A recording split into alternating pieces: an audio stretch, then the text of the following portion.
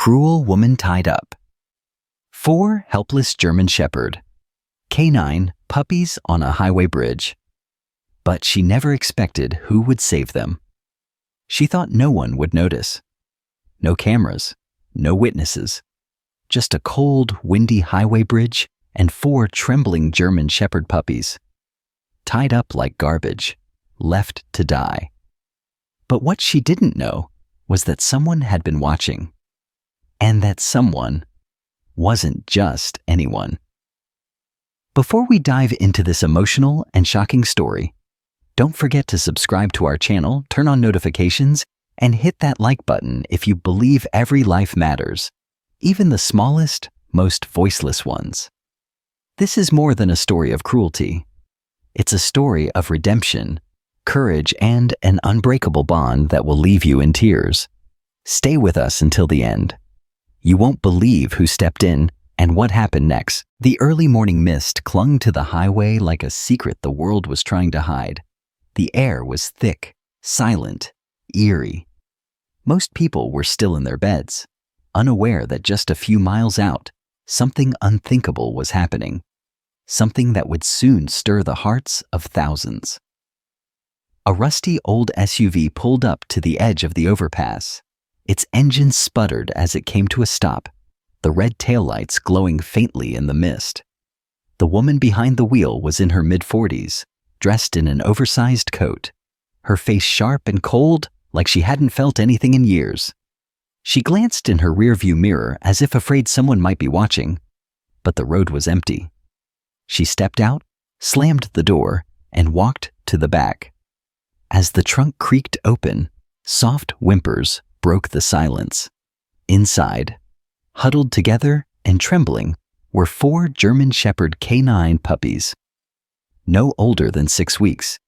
Their fur was still baby soft, ears too big for their heads, eyes full of innocent confusion. They didn't understand why they were there. They didn't understand what was about to happen. One of them, slightly bigger than the others, tried to crawl forward toward the woman, tail wagging faintly. He still believed people were good. Still believed that maybe this cold ground and strange smell was just temporary. Maybe she was going to feed them. But she wasn't. The woman pulled out 4 pieces of rope. She didn't speak, didn't flinch, didn't even look them in the eyes. One by one, she dragged the puppies out of the trunk and tied each of them to the metal railing of the bridge, their tiny bodies trembling against the harsh wind. The ropes were tight. Too tight. When the last one cried out, she winced for a moment. Just 1 second.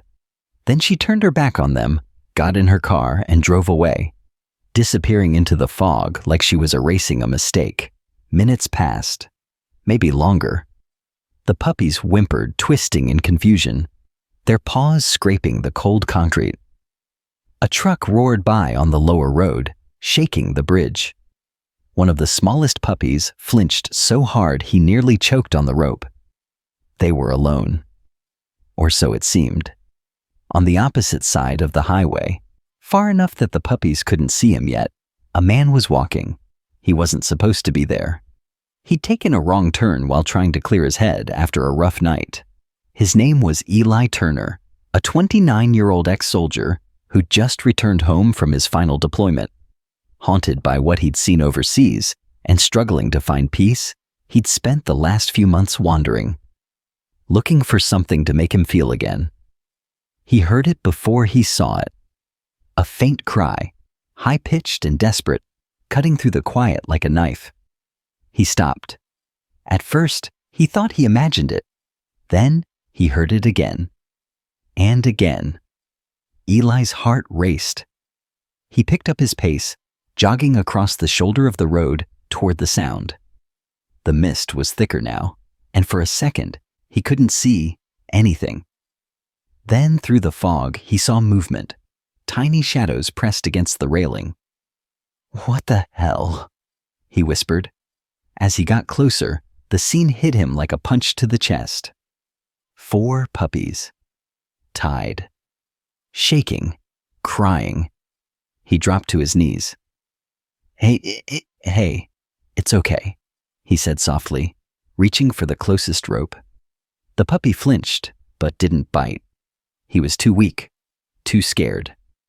Eli's hands trembled as he loosened the first knot. His military training had prepared him for war, for pain, for loss. But not for this. Not for innocent lives abandoned like trash. One by one, he untied them all. Each time, his throat tightened more.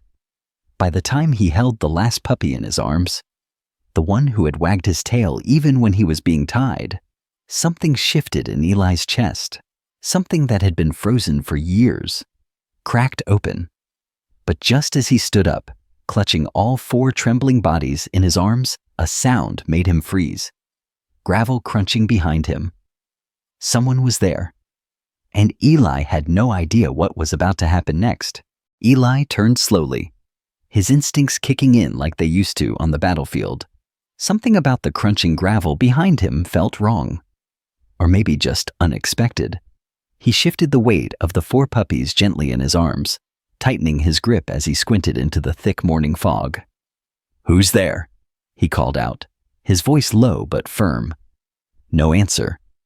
Then, a shape began to emerge from the mire. Tall, broad-shouldered, walking at a slow, steady pace. The man was wearing a dark hoodie, hands shoved into his pockets, and an unreadable expression on his weathered face. "You found them?" the stranger asked, voice raspy like he hadn't used it in days. Eli took a cautious step back, pressing the puppies closer to his chest. "You know anything about this?" The man shook his head slowly. "I saw a woman out here last night, just standing by her car, for hours. Thought it was weird, but I didn't ask questions." "You saw her?" Eli's jaw tensed. "And you didn't do anything?" "I didn't know what she was going to do," the man muttered. "Didn't think she'd leave 4 babies out here to die." For a second, the fog wrapped around them like a heavy curtain. The puppies whimpered again, and Eli looked down. They were freezing.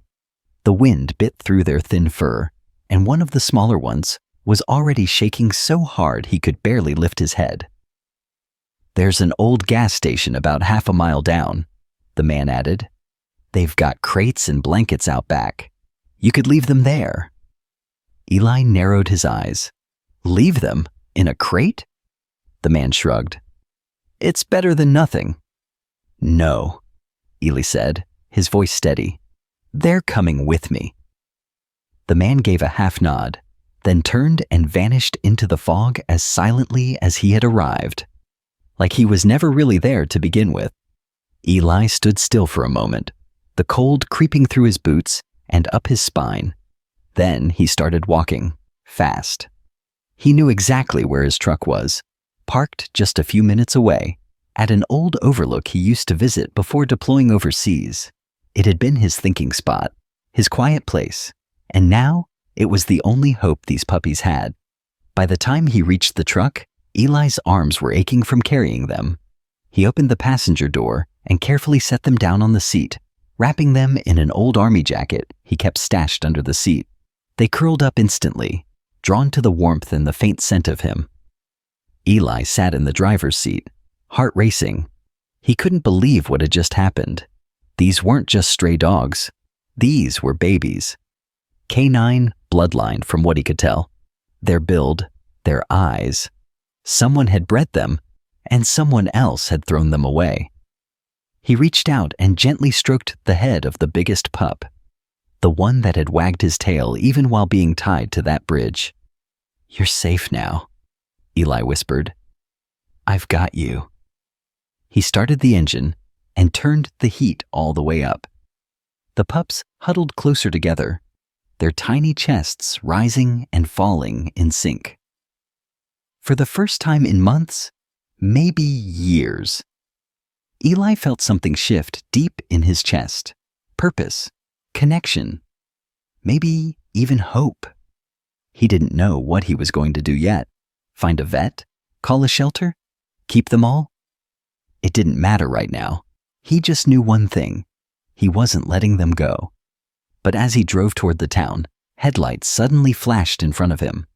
A police SUV was parked across the road, lights flashing blue and red in the mist. 2 officers stood beside it, waving cars to slow down. Eli eased the truck to a stop.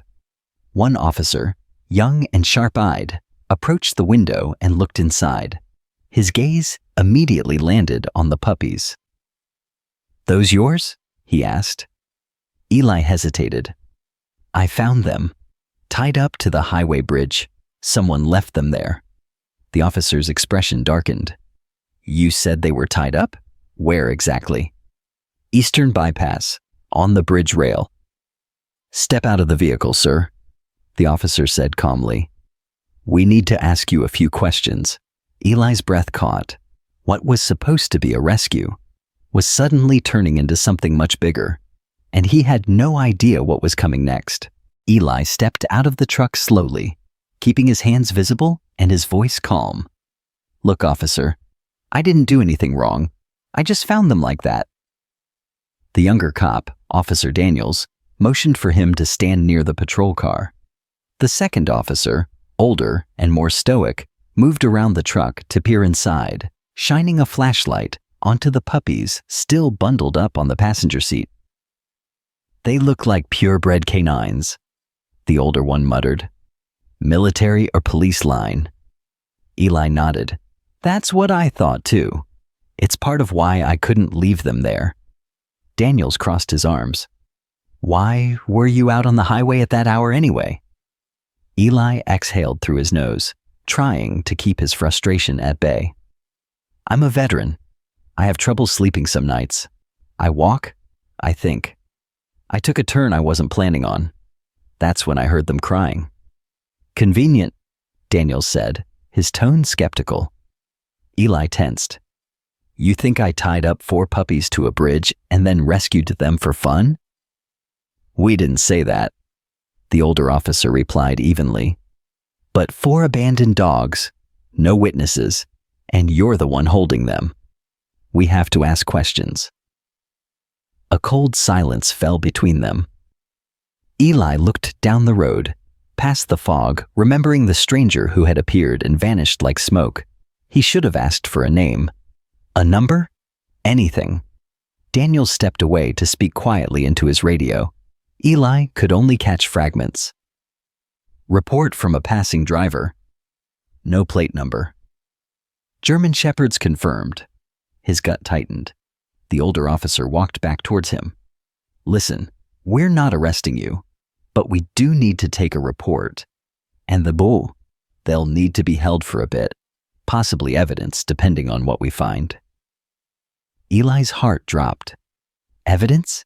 You mean they're going to a shelter?" The officer nodded. "Just temporarily." "No," Eli said immediately. "You don't understand. They're traumatized. One of them can barely breathe right.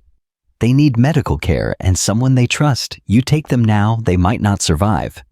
Daniels returned. "We called in animal control. Should be here in 10. Eli shook his head. His voice cracked slightly. "Please, just let me get them checked out first. I'll stay in town. I'll check in every day if you want, but don't rip them out of that truck like they're nothing. They've been through enough." The older officer studied Eli's face. Maybe it was the way his eyes held steady. Maybe it was the trembling of his hands, or the barely concealed emotion in his voice. "You a vet, you said?" "2 tours. Afghanistan." The officer sighed. "All right. You take them to the clinic on Maple Street. Ask for Dr. Reyes. She works with rescues and vets. I'll call ahead. But you check in at the station afterward. Understood?" Eli nodded, relief flooding his body. "Thank you." As the officer stepped aside, Eli opened the truck door and gently climbed in.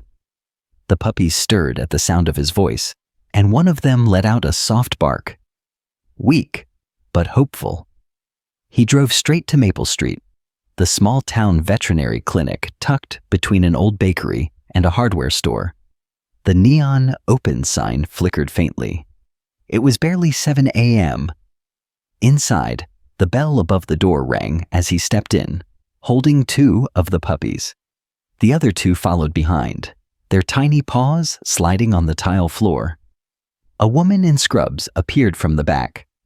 Tall, with long curly hair tied up and kind eyes behind her glasses.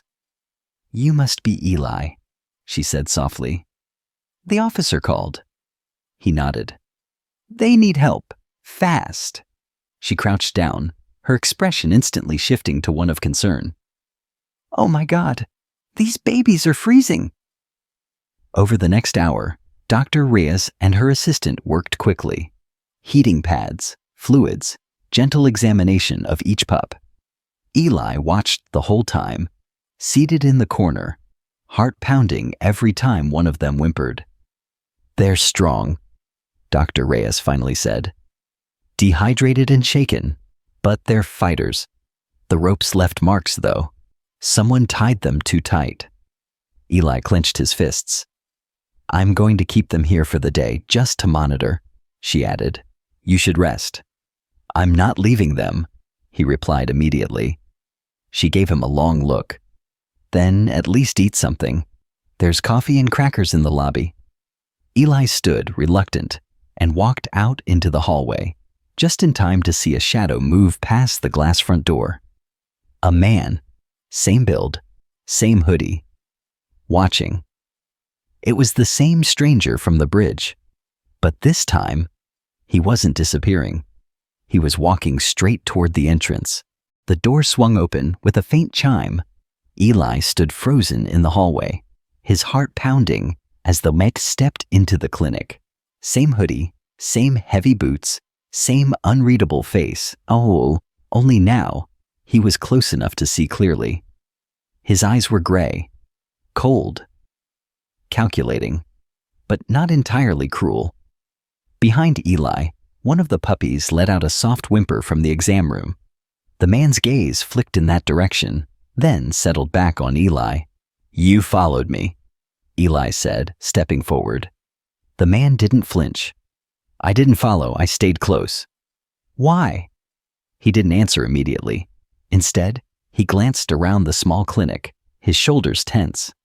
Then finally, "Because I knew this wasn't over." Eli narrowed his eyes. "You saw her last night. You watched her. You didn't stop her. And now you're just showing up?" The man took a slow breath. "She's not who you think she is. And those dogs, they were never meant to live." Eli's stomach twisted. What does that mean? Before the man could answer, Dr. Reyes appeared in the hallway behind Eli. "Is everything all right?" Eli turned slightly. "Doctor, can you give us a minute?" She looked between them, sensing the tension, but nodded. "I'll be in the back." The moment she left, the man stepped closer. "I used to work for them," he said in a low voice. "Private breeding operation. Not official. Not legal either. We train dogs for all kinds of clients. Military knockoffs, illegal security contracts. No oversight. No compassion." Eli's voice dropped. "And the woman? She was the enforcer. If a litter came out weak, too soft, or slow to respond, she handled it. Quietly." Eli clenched his jaw, fists curling at his sides. "So this was a cover-up. She dumped them before anyone noticed." The man nodded. "But something went wrong. One of the mothers escaped. That's how I knew she'd act fast. She wanted to erase everything." Eli's mind raced. "Why are you telling me this?" "Because I didn't have the guts to stop her before. But you did. And now she'll come looking for the evidence you saved." Eli's eyes flicked toward the door of the exam room. "The puppies." "I want to help," the man added. "Help how? You think I'm just going to trust you?" "You don't have to, but I know where they kept records, files, videos, proof of what they've been doing." Eli hesitated, torn between instinct and reason. He didn't trust this guy, not even close. But he also knew the way the system worked. If the woman who left those puppies had real connections, she wouldn't go down without a fight, and she wouldn't leave loose ends. "Where is it?" Eli asked. "Old storage unit outside town. She hasn't been there in months, but I know the code." Eli exhaled hard. "Fine. We go tonight. But if I get even a hint you're setting me up—" "You won't," the man interrupted. "I hate her as much as you do." Eli didn't say anything else. He turned, walked back into the exam room, and stood silently as the 4 puppies lay curled up together on the heating pads. Their breathing was steady now, their tiny paws twitching slightly in their sleep, like they were dreaming of something better. Dr. Reyes looked up from her notes. "They'll make it," she said softly. Eli nodded, though his mind was already spinning. "Do you have cameras in here, security footage?" She raised an eyebrow. "Yes. Why? Can you keep it saved, just in case?" Her expression grew serious. "Eli, what's going on?" "I'm not sure yet," he said. "But I think we've just scratched the surface." He gently touched the head of the largest puppy, the one who had wagged his tail on that bridge, the fighter, the one who still believed in people. And in that moment, Eli made a silent promise. No matter what it took, he would protect them. All of them. Even if that meant going back into the darkness one more time. The sun had disappeared behind a blanket of gray clouds by the time Eli pulled his truck onto the cracked pavement of the abandoned storage complex. The place looked like it hadn't seen a tenant in years. Rusted doors, overgrown weeds, and a chain-link fence half covered in faded warning signs. The stranger sat in the passenger seat, silent, his hood down now, revealing a scar that ran along his jaw. Eli still didn't know his name. The man had only said, "Names don't matter. Proof does." "You sure this is the place?" Eli asked, eyeing the long row of rusting units. The man pointed. "Unit 117. That's where she kept the files. And other things." Eli cut the engine. His heart pounded in his chest, not from fear, not exactly, but from the weight of what this moment could mean. If they could find anything here, anything that linked the woman to the operation, he could not only protect the puppies, but shut down whatever she was part of. They got out. The wind was biting, colder than it had been all day. The metal doors echoed faintly as they passed, like ghosts were trapped inside.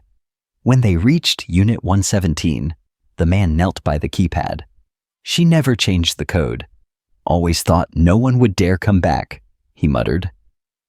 His fingers punched in 6 digits. A slow beep, then a metallic click. The lock released. Eli reached for his flashlight and opened the door. Dust, the heavy scent of mildew and motor oil, and silence. They stepped inside, and the beam of the flashlight swept across shelves stacked with boxes, old computers, dog crates, and something that made Eli's stomach turn. A bin filled with frayed collars, each tagged with a number. Some still had dried blood. "What the hell?" he whispered. "She destroyed the bodies," the man said quietly. "But she kept trophies. Always did." Eli clenched his fists, his jaw locked. This wasn't just about neglect or cruelty anymore. This was calculated, sadistic. He moved quickly now, pulling open boxes, digging through old files. Training logs, medical records, breeding schedules, names, numbers, client lists. Then he froze. One folder, thicker than the rest, marked in red ink, rejects. Inside were printed photos, puppies, all German shepherds, notes scribbled in margins. Too soft, low drive, reject. Weak back legs, fearful. And dates. Dozens of them. Eli flipped to the last page. 4 images, the same 4 puppies. dated just 2 days ago. The note beneath, bridge drop, done before sunrise. His chest burned. They documented this, he said, voice low with rage. They recorded everything. Yeah, the man replied, because they thought no one would care, that no one would ever look. Eli turned to him, eyes narrow. Why did you finally come forward? The man hesitated. Then, because I raised them. Those 4. I trained their mother. And when I saw what she did to them, I knew I couldn't stay quiet anymore. You raised them? Eli repeated. He nodded. I failed them. You didn't. Eli looked down at the files, his fingers tightening around the folder. We need to get this to the police. Tonight. But before they could move, a sound outside stopped them cold. Footsteps. And then, the metallic click of a gun being cocked. Eli's body reacted instantly. He dropped to one knee, pulling the stranger down with him, flashlight off. The storage unit went dark, silent. Only the faint scent of dust and fear in the air. A voice called out from outside, sharp and cold. You should have stayed out of it, soldier. Eli recognized it. Her, the woman from the bridge. And she wasn't alone. Eli's pulse thundered in his ears. His back pressed against the metal shelving, and the smell of rust and dust clung to his breath. In the dark, he could feel the stranger's shoulder beside him, tense, ready. Outside, footsteps crunched slowly against the gravel. Deliberate, confident, predatory. You can hand over the files, the woman's voice echoed coldly through the door. Walk away. Pretend you never saw any of this. Eli didn't move. He could barely breathe. You think the cops will protect you? She sneered. I've got friends in uniform. You bring those files in, they disappear. Just like you. The stranger leaned in, whispering, She's bluffing. We have to move. Eli didn't answer. His mind was racing, not with fear, but with strategy. Years of combat, ambushes, close calls. They were all crashing back into focus now. He scanned the room with his eyes, even in the dark, mapping his options. There was only one exit, one gun outside. But he knew her type. She never worked alone. If she was here, someone else was probably watching the truck. And the puppies. His chest tightened at the thought. Time's up, she called. You made your choice. A shadow passed across the narrow slit beneath the unit's roll-up door. Eli's hand found a metal pipe resting along the shelf. Not much, but enough for close quarters. He held up 2 fingers toward the stranger. 2 seconds, then move. 1, 2. Eli slammed the door upward with a deafening crash, momentarily blinding the woman in the dim twilight. He burst through like a storm, pipe raised, heart steady. She staggered back, gun raised, but too slow. He struck the weapon from her hand. It skidded across the gravel, just as the stranger tackled her to the ground. A sickening thud echoed as they landed, limbs tangling violently in the dust. She screamed, twisted, bit, wild as an animal. Eli dove for the gun. He grabbed it, turned, and stopped cold. Another man stood a few feet away, aiming a pistol straight at him. Drop it! The man barked. Eli hesitated. Then, bang! The shot echoed like thunder. But it wasn't from the man's gun. It came from behind him. The stranger had rolled free, grabbing the woman's discarded weapon and mambaradut. The second man dropped, clutching his leg, screaming in agony. Go! The stranger yelled. Get the files! Eli didn't waste another second. He ran back into the unit, grabbed the folder marked Rejects, and stuffed it into his backpack. He grabbed as many other documents and drives as he could, tossing them in with shaking hands. The stranger limped inside, holding his side. We need to leave now, They threw the rest of the gear into the truck. Eli climbed into the driver's seat and slammed the door shut. The puppies stirred in their makeshift bed, whimpering softly, sensing the chaos in the air. Eli looked back at them. "You're okay, I promise." Then he hit the gas. They drove in silence, tires skidding as they tore out of the lot. Eli's knuckles were white on the wheel.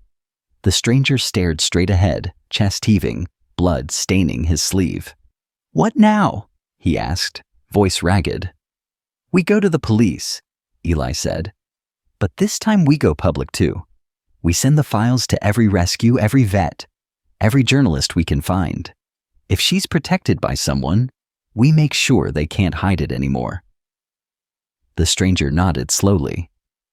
"You're risking a lot." Eli looked at the puppies in the mirror. All 4 of them now curled into one another, their eyes half-lidded, their little bodies finally starting to relax. "I already made my decision," he said. "They're worth it." They arrived back in town just after nightfall. Dr. Reyes was waiting outside the clinic, a worried look on her face. "What happened?" she asked, helping the stranger out of the truck. "We have proof," Eli said, "but we need to move fast." Inside the clinic, as Dr. Reyes treated the stranger's wound and called her contacts at the local animal welfare agency, Eli sat with the puppies again. One of them, the biggest, climbed into his lap and rested his head on Eli's thigh. And for the first time that day, Eli smiled. But just as things seemed to settle, his phone buzzed. Unknown number. One message. "You think this is over? You have no idea what you've started." Eli stared at the screen, jaw tightening, because he knew one thing for sure. This wasn't over. Not yet. The message stayed on Eli's phone screen like a warning etched in fire. He stared at it, unmoving, the dim clinic lights reflecting in his eyes. Around him, the air was quiet. Too quiet. Dr. Reyes had taken the stranger to the back room to rest, and the puppies were curled beside him, unaware of the storm still brewing. But Eli wasn't afraid. He was ready. He deleted the message. He'd already sent copies of the files to multiple rescue groups and a retired military contact with ties to federal authorities. Dr. Reyes had helped him upload everything to a secure drive and send it to a journalist she trusted. If anything happened now, the truth would still come out. That woman and her operation? They were done. And yet, there was something heavier on Eli's mind. The 4 puppies. He looked at them now. Fragile, beautiful creatures who had trusted again despite everything they'd endured. The biggest one, who he had silently nicknamed Bear, looked up at him with tired eyes and licked his hand. Eli whispered, "You're never going back to a cage. I swear to you." By morning, the clinic was buzzing with quiet activity. Animal welfare had sent officers to gather the evidence. The wounded stranger had finally given his name, Marcus Hale, and agreed to testify. News outlets had picked up the story faster than anyone expected. Illegal canine breeding ring, exposed by Army veteran, was already trending online. But for Eli, the most important moment came when he sat across from the lead officer at the station holding a document in his hand. An adoption form. "All 4? The officer asked, raising an eyebrow. Eli nodded. "All 4. "That's a lot of work. You sure about this?" Eli looked out the window, where the puppies were waiting in the back seat of his truck. Each one peeking over the edge, tails wagging. Bear, Rue, Ebti, Ghost, and Tiny. "I've been through war," he said softly. "They're the ones who saved me." The officer stamped the paper and handed it back with a small smile. "Then they're officially yours." Eli returned to the truck and opened the door.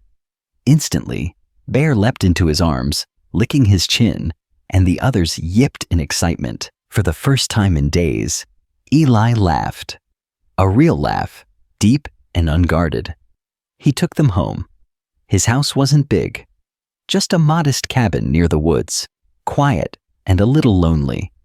But now it was filled with 4 sets of paws, curious noses, and the wound of life returning to a place that had once been silent. He set up beds for them by the fireplace, laid out bowls of fresh water and food, watched as each one explored, sniffed, and slowly began to settle, not just in the room, but in the safety of knowing they were finally home. Days passed, then weeks. Marcus, once a ghost haunted by his silence, began helping with their care. He moved into the guest room and started volunteering at the local shelter. Dr. Reyes came by often, first for checkups, then just to visit, often bringing treats and laughter. The clinic had gained dozens of new supporters, thanks to the exposure. And Eli? He started healing. There were still nights when the memories came, still moments when the fog of the past tried to creep back in. But now, when he woke in a cold sweat, there was always the sound of soft breathing beside his bed, or the weight of a warm puppy crawling up onto his chest, grounding him. One evening, as the sun set behind the trees, casting a golden glow across the yard, Eli sat on the porch with Bear beside him. The others played in the grass, chasing shadows and barking at nothing. Bear looked up at him, ears perked, tail thumping softly. "You know," Eli said, stroking his head, "you saved me that night just as much as I saved you." Bear licked his hand once, then laid his head on Eli's knee. And for the first time in years, Eli felt complete. Not because the pain was gone, but because something stronger had taken its place. Love, purpose, and 4 little reasons to keep fighting, no matter what came next.